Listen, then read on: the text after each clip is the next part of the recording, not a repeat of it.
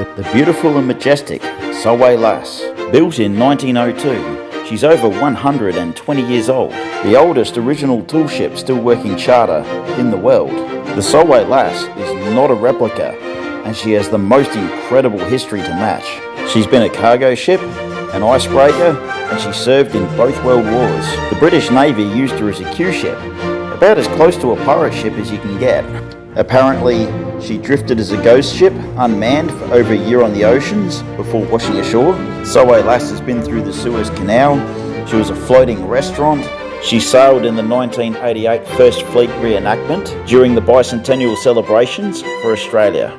Unlike most tall ships, Solway Lass is not a replica. She's an original. She's a floating, functional museum. Nearly all the equipment on board is 100 plus years old. And this is just an introduction to the amazing Solway Lass.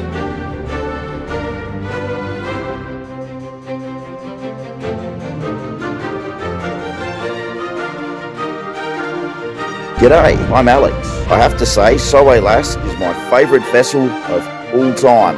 And right now, I'm lucky enough to serve as her bosun. Solway's history is mysterious and checkered. There are facts we know about her. There are a lot of stories and rumours, and there's a lot that we don't know about her. But I'm going to go through what we think we know about her. Solway Lass's keel was laid down in 1902 in Hoobzand, Holland. She was built of German blue steel by Bodewisch. The hull is incredibly strong, nearly over-engineered. She's built to carry heavy cargo, and that robustness is probably why she's still with us today. Solway Lass has had many names throughout her long history.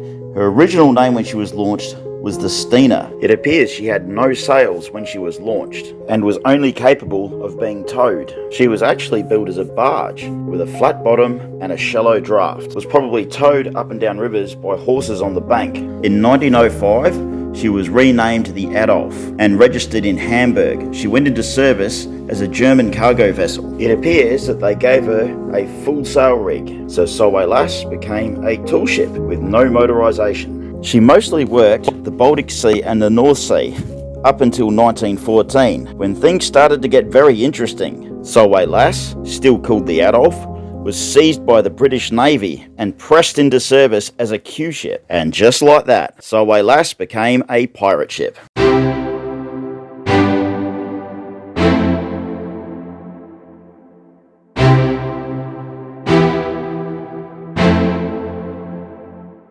So what on earth is a Q ship?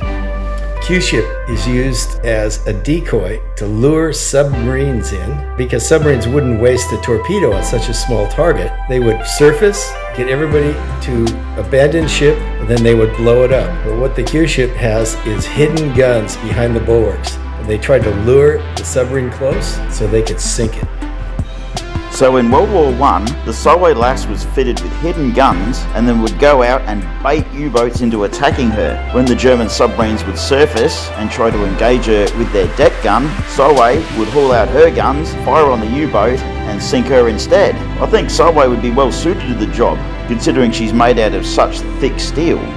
Imagine how brave those sailors had to be. Solway Lass was just a sailing ship. She was slow and she was vulnerable.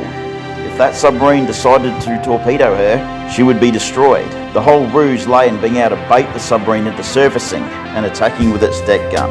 Somehow, Solway survived her service as a Q ship.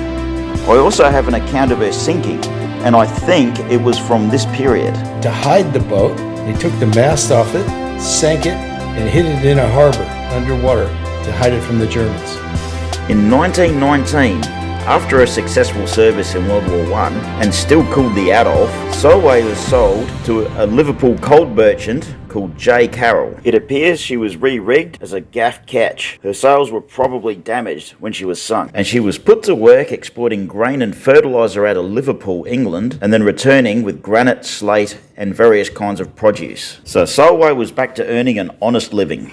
I have an undated report from a newspaper article of the Solway Lass running aground near the River on a large rock known as Importer's Stain. The article reads, The schooner Adolf, mentioned in a previous article, spent a day or two on it last year and sustained considerable damage to her stern, as well as having a portion of her cargo jettisoned.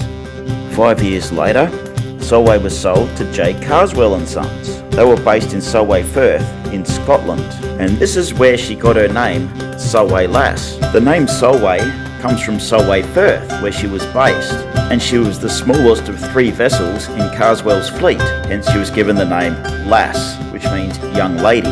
She continued doing pretty much the same trade, and we do have a picture of her from this period, found on the wall of a pub at Solway Firth. Apparently it was common to haul her up onto the bank with horses to load and unload her. During this time, Captain Greenway skippered the Solway Lass, and there is a verbal recollection of an incident that happened in Solway Firth to Solway Lass. A German U-boat surfaced in the Firth, apparently lost. So Thomas Greenway had to give the U-boat captain directions to make it back to Germany. It seems Solway has a bit of a history with U-boats, sometimes destroying them, sometimes looking after them. After making a large impression on the locals, the Solway Lass was sold in 1934 to a Welsh owner, Captain J. Anderson. At this point, an engine was installed on her, and Solway Lass became a motor schooner.